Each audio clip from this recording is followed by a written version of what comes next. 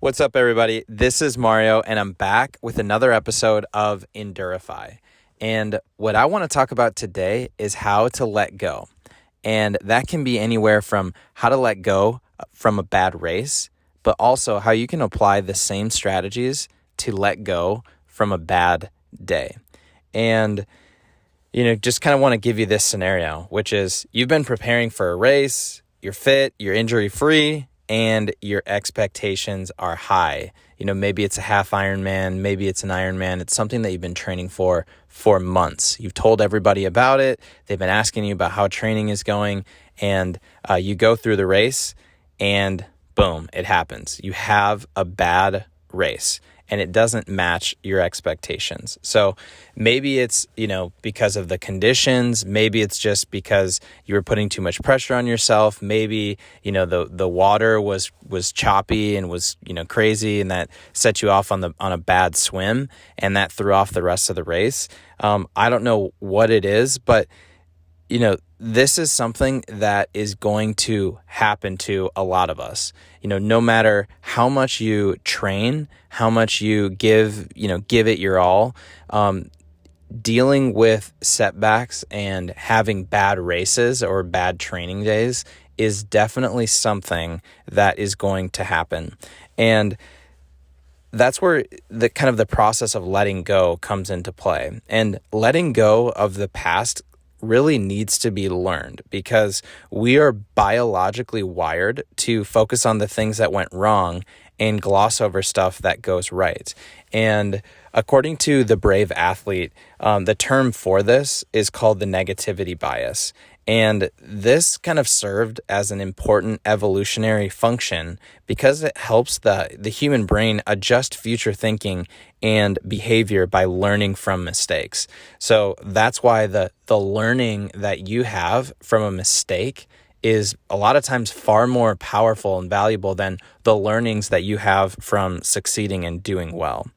And that's kind of the scientific term is the negativity bias. But when we spend too much time on the mistake part and we don't spend enough time on the learning, it really has that opposite effect. And that's when we carry around those feelings of frustration and annoyance and anger.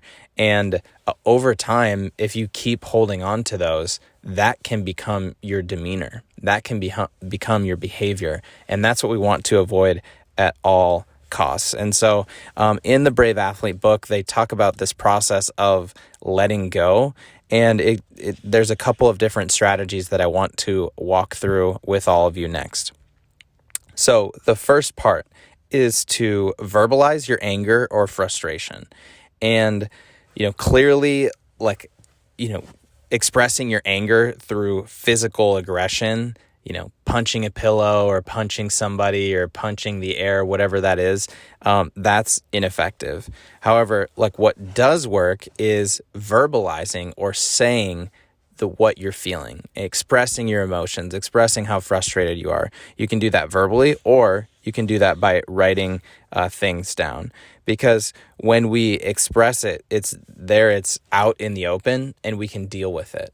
If you just let it sit in your head and just keep going and going and going, that's when it becomes a problem. So the first step is to verbalize your anger or frustration. Maybe say that to somebody that you love, a family member, a friend, write it down. That is the first step in letting go. Then the next step that they talk about is to determine if the cause was under your control. So if we're talking about you having a bad race, think about all of the, elements or all of the parts that contributed to you having a bad race, and then determine was that thing under my control or not under my control.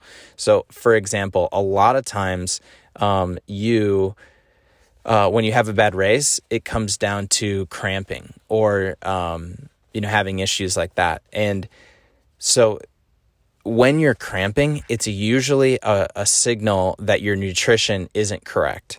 So cramping on the run was likely caused by poor nutrition on the bike, but it could have been made worse by the heat conditions.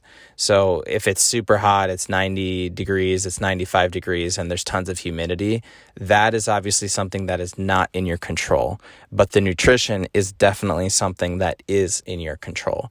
And this is an important part of processing your emotions for a bad race, but I think it's even more important in our daily lives, because so much of the time we get worked up over things and we worry about things and we stress about things that are not in our control. And one of my favorite prayers that my dad taught me when I was younger and was growing up was the Serenity Prayer. And it goes like this. It's, God grant me the serenity to accept the things I cannot change, the courage to change the things that I can, and the wisdom to know the difference. So it's really focusing on what is going on, what am I worried about, and trying to figure out, what is under my control, what is not in my control, and hopefully having the wisdom to know what the difference is between those two things. So when it comes to a bad race, nutrition, something like that is definitely under your control. The heat conditions, the way that the waves are choppy, that is not in your control. The third step is to identify a positive from the race. So this is where, after you verbalize your negative emotions, you start to think about what's in your control, what's not in your control. You really need to force yourself to come up with at least one positive thing that went well. And this is where you start to shift from that negative to that positive mindset, and it's getting you a little bit closer to that letting go process. And it really shouldn't be that hard if you look at it from the beginning to the end of your whole race and identify what's one thing that went well. So maybe you cramped up on the run. Maybe your nutrition didn't go well. Maybe your bike you were flat. But maybe the first 10 minutes of your swim, you felt calm, you were under control, and you did a good job there. Maybe it's your transitions, your transition from your swim to the bike or the bike to the run. Maybe it's your mindset before the race. Maybe it's the way that you responded when the times were getting tough. Really try and force yourself to identify at least one positive thing that went well. And this is really like that mental toughness where you can start to shift from negative to positive. So that's the third step, is to identify a positive from the race. And then the fourth step is what they call sweep that shit under the rug. So this is kind of an interesting process. I've never done it before, but I might try it next time I'm feeling like this. So what they recommend that you do is, before you kind of sweep it under the rug, write down your frustration or your regret on a piece of paper. Then you read it back to yourself 3 times. Okay? Then after that, you fold the paper in half 4 times and you put it in a closable box that sits under your bed, in a closet or wherever, you put things.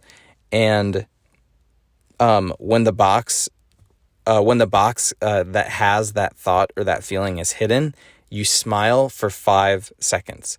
And it's kind of an interesting process. Like I said, I haven't done it yet, but this is from the Brave Athlete, and they say, you might laugh at this technique, but it works with our athletes, trust me.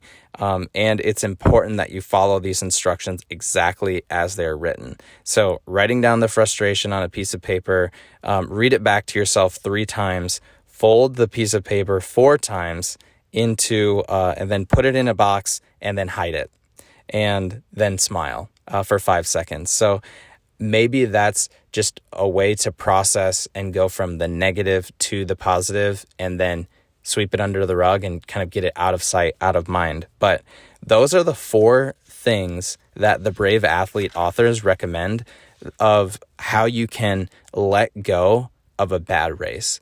But like I said, I think these are the same kind of principles that you can use if you find yourself having a bad day. And I think we all have ups and downs throughout the week, but there's going to be days where you're just maybe feel kind of negative and you feel like, things didn't go the way that you wanted. Next time that happens, start to think about how can you verbalize your anger, your frustration, kind of determine what was under your control and what wasn't under your control. Try and identify a positive from the day, and then really try and sweep that under the rug in whatever way works for you. So that's what I have for you today. I hope that served you, and I hope you all have an amazing day.